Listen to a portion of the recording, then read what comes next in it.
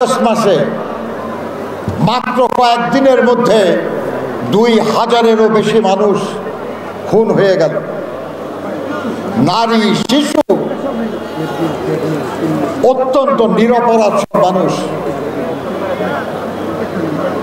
এই যে ঘটনাগুলি, এগুলো শুধুই কি বেদনার ইতিহাস, শুধুই কি কষ্টের ব্যাপার? কারো কারো কাছে তাই মনে হতে পারে, কিন্তু দেশনেত্রী বেগম খালেদা জিয়ার কাছে,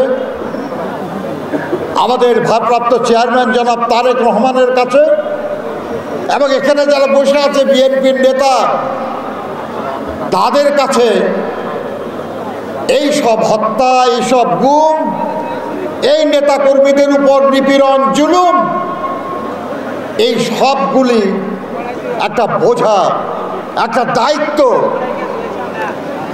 কারণ যে কারণে তারা জীবন দিয়েছেন, যে কারণে তারা গুম হয়েছেন, যে কারণে তারা জেল খেটেছেন, যে কারণে তারা নির্যাতিত হয়েছেন, তারা সেই পরিস্থিতি থেকে মুক্তি চায়, তারা পরিবর্তন চায়,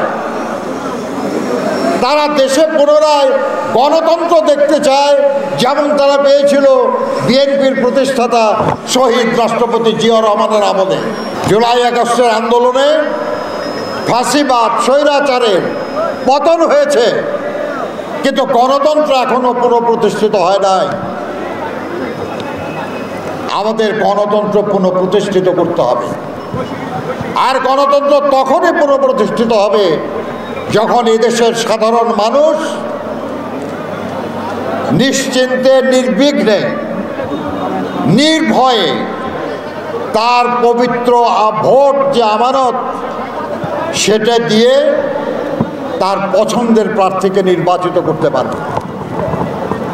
আর সেই সব নির্বাচিত প্রতিনিধিরা যখন রাষ্ট্র পরিচালনার দায়িত্ব নেবেন, তখন আমরা বলবো যে গণতন্ত্র পুনঃপ্রতিষ্ঠিত হলো।